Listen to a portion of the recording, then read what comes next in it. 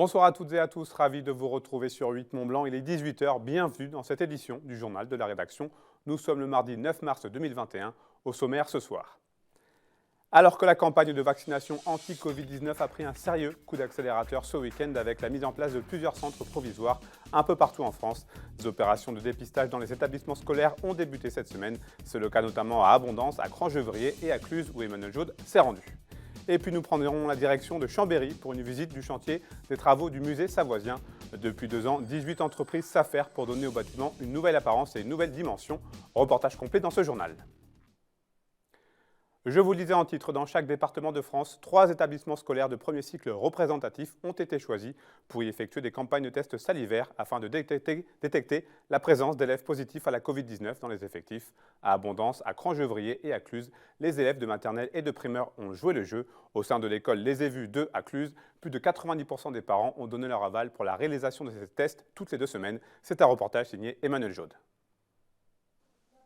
La petite salle de classe s'est transformée en véritable salle de prélèvement. Par petits groupes, les élèves se succèdent pour se faire dépister de la Covid-19.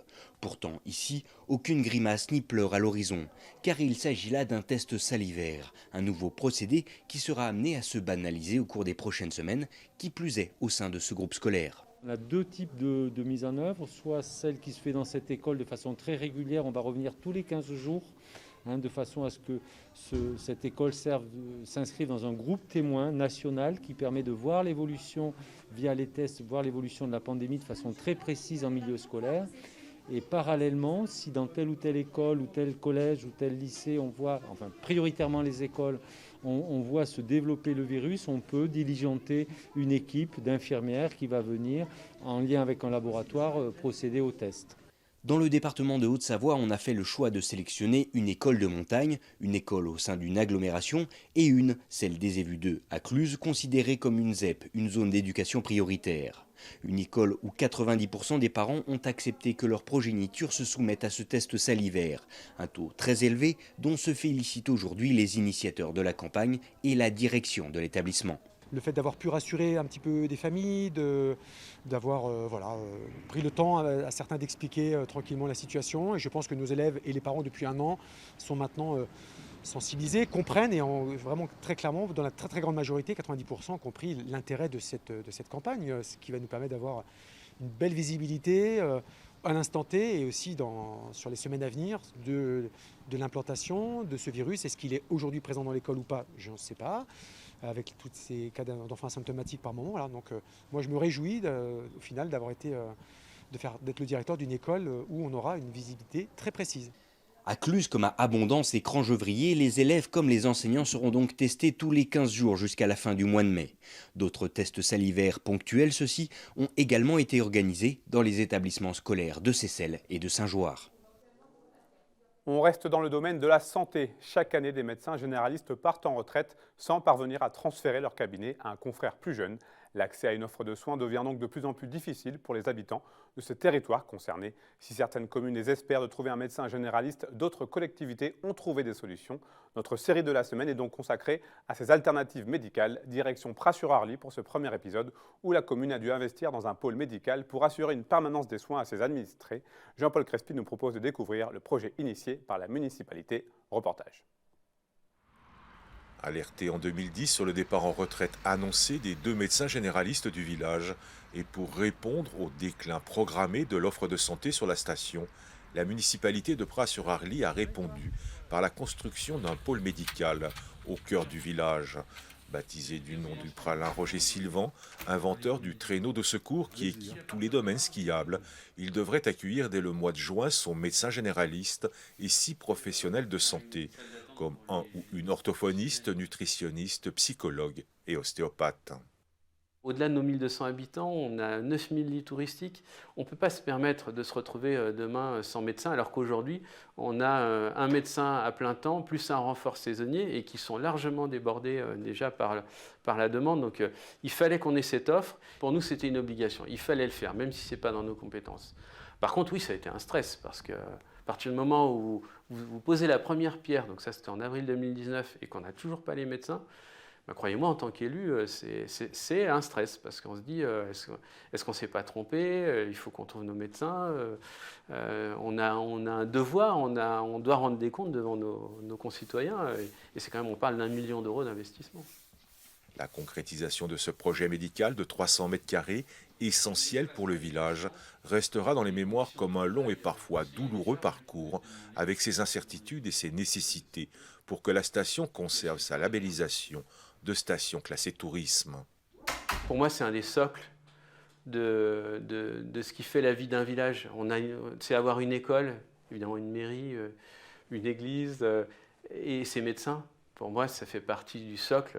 Si on l'a plus, et c'est peut-être, même si ce n'est pas de notre compétence, c'est là où on s'aperçoit que c'est quand même de notre responsabilité. C'est de s'assurer que ce socle, il est bien toujours là au fil du temps. Le bâtiment qui abrite le pôle médical comprend également 12 logements sociaux. Il s'inscrit dans un plus large projet de réaménagement en zone piétonne et de restructuration du centre du village qui devrait accueillir une soixantaine de logements, des commerces et des restaurants. Le chalet Sylvan, quant à lui, pérennisera la présence d'un médecin généraliste dans la commune tout en apportant une offre élargie de soins. Certains débutent, d'autres se perfectionnent. Les élèves de 5e du collège Saint-Jean-Bosco de Cluses pratiquent le skating cette semaine sur le plateau d'Agy. Ces séances de sport en plein air s'inscrivent dans le dispositif Savoir skier du département de la Haute-Savoie. Cette initiative permet à 10 000 jeunes chaque année de découvrir la montagne et ses activités. Ce mardi matin, 85 jeunes ont ainsi arpenté le plateau situé sur les hauteurs de Cluses. Entre les slaloms et les montées en canard, il y avait des sourires sous le soleil. Victoria Lopez a recueilli les sensations de ses fondeurs amateurs. On les écoute. Moi j'aime bien le ski de fond, donc là cette matinée je l'ai trouvé bien. Mais le problème c'est que je me fatigue vite. J'étais classée dans les moyens, ça va. J'étais pas aussi nulle. Vu les conditions là maintenant, avec le Covid, les confinements et tout ça, bah, là ça fait du bien de sortir un peu. Franchement c'est génial parce qu'il fait super beau. On est là avec les amis, c'est vraiment un beau plaisir. Contrairement à rester dans sa classe, être concentré sur son travail, rester silencieux et tout, ça fait vraiment du bien de pouvoir parler avec ses amis et profiter un peu de dehors aussi. C'est bien parce qu'en classe, on est avec nos copains, mais on a le masque, on est loin, bah voilà. Alors qu'ici, on a le côté nature, on peut être ensemble, on fait du sport en même temps qu'on parle, on peut faire beaucoup de choses. J'ai appris à mieux prendre les portes au slalom. Cette matinée était vraiment pas mal. On a fait plusieurs descentes et on a appris un peu à monter en canard. J'en ai déjà fait dans ma scolarité, mais c'est la première fois qu'on s'entraîne vraiment. Ah, ça change parce qu'en ce moment avec le Covid-19, on fait pas beaucoup de choses en sport. Avec le confinement, le couvre-feu, ça fait un peu changer les idées et ça nous fait du bien un peu. C'est l'heure pour moi d'accueillir mon invité du jour. Bonsoir. Bonsoir. Et ce soir, je reçois Antonin Véram. Bonsoir, vous êtes donc l'auteur du livre « Crois en tes rêves », livre que vous avez emmené sur le plateau. C'est un titre très évocateur qui vous parle énormément, je crois. Oui, beaucoup. Beaucoup, parce que croire en ses rêves, ça fait tout dans la vie d'un jeune. Et encore plus quand il se réalise, comme ça a été le cas pour moi. Et donc, j'avais envie d'en parler. Raconte-nous cette fameuse journée du 30 mai 2018 qui a un petit peu changé votre vie, on peut le dire. Oui, ça a été un marquant, un tournant dans ma vie, puisque depuis tout jeune, je suis en admiration devant cette grande femme qu'est Line Renaud, en tant qu'actrice et femme engagée. Et je la découvre très jeune, j'ai 12 ans quand je découvre cette femme. Et en tant que jeune artiste, je rêve d'une chose, c'est la rencontrer parce qu'elle me fascine. Et le 30 mai 2018, eh bien, mon rêve se réalise et je rencontre Line Renaud dans sa petite loge à Brides-les-Bains, ici en Savoie. Et là, va se créer entre nous, entre elle et moi, un lien indéfectible et indescriptible entre cette grande dame du music-hall et le jeune garçon de 15 ans que j'étais. Comment elle s'organisait justement cette rencontre ? Eh bien, grâce au journaliste Christophe Van Ven de France Bleu Pays de Savoie, qui allait sur les lieux du tournage pour faire un reportage sur la venue de Line Renaud. Et j'avais obtenu de la rédactrice en chef l'autorisation d'accompagner le journaliste. Mais je m'attendais à rien de plus que ma simple photo avec mon idole et basta. Et en fait, pas du tout. Line est très ouverte et très attentionnée. Et finalement, il y a eu ce lien fort entre nous quand on s'est retrouvés face à face dans la loge. Et Line a fait un geste très symbolique, elle m'a pris la main. Et au lieu de me parler d'elle, elle m'a dit « Antonin, dis-moi qui tu es ». Et Et ça voulait déjà tout dire, ça voulait dire qu'elle était tournée vers moi. Pourquoi elle vous plaît tant, cette grande dame qui est Lynn Renaud? En quoi elle vous impressionne? Pour plusieurs choses. Tout d'abord, son charisme et son élégance naturelle, quand je l'ai découverte pour la première fois à la télé, ce charisme, cette présence, et puis surtout, cette bienveillance. Et je pense que je suis très réceptif à la bienveillance, surtout dans le monde dans lequel on évolue, nous jeunes. Et cette femme, qui du haut de ses 90 ans, est remplie de bienveillance. Et ça m'a donné envie de la rencontrer. Et on peut qu'aimer les gens qui sont tournés vers les autres. Vous êtes toujours en contact. Qu'est-ce qu'elle vous apporte au quotidien lors de vos échanges? Elle m'apporte beaucoup de confiance, parce que quand on est jeune, on pense à l'avenir, mais des fois c'est très anxiogène. Surtout en ce moment, j'imagine. Surtout en ce moment. Alors en ce moment, c'est l'apogée de l'anxiété. Mais on est très anxieux et on se pose beaucoup de questions sur qui on est, comment on l'est, et dans la voie qu'on va prendre. Et surtout quand on choisit une voie artistique, c'est souvent très anxiogène, parce que c'est très incertain. Et Lynn m'a dit, fais-toi confiance. Et elle me rassure beaucoup. Et elle me dit, tout est possible. De plus, je suis mauvais à l'école, je suis dyslexique. Et donc, on m'a souvent dit que, oh là là, dyslexique, le théâtre, tout ça, ça ne marcherait jamais vraiment. Mais elle m'a dit, en cours, ce n'est pas parce qu'on est mauvais en cours qu'on est mauvais sur scène. Et donc, il faut se faire confiance. Justement, vous venez de l'évoquer, vous êtes donc dyslexique. C'est une véritable prouesse, dites-moi, d'avoir réussi à écrire un livre. Je n'en reviens pas moi-même. On m'aurait dit, à 15 ans, tu vas écrire un livre, j'aurais dit n'importe quoi, c'est pas possible. Et finalement, encore une fois, c'est Lynn qui m'a donné cet élan. Mais au départ, je n'avais pas l'intention d'écrire un livre. À la fin de mes rencontres avec Lynn, enfin à la fin, au bout de quelques rencontres, tout ce qu'elle m'a apporté, toutes les phrases qu'elle m'a dit étaient tellement chères pour moi et tellement importantes que j'ai voulu prendre note dans un carnet, comme un journal intime. Je me suis dit, je ne veux pas les oublier. Et finalement, je me suis rendu compte qu'au-delà de la rencontre, j'avais réalisé un rêve et plus j'avais pris confiance dans mon avenir. Parce que beaucoup de jeunes de mon entourage, j'observe, ne font pas. Ils ne se font pas confiance et ils n'osent pas se projeter. Et c'est tellement dommage. Et donc, j'ai eu envie de raconter mon rêve dans ce livre. Justement, qu'est-ce qu'on peut y trouver dans ce livre? Crois en tes rêves.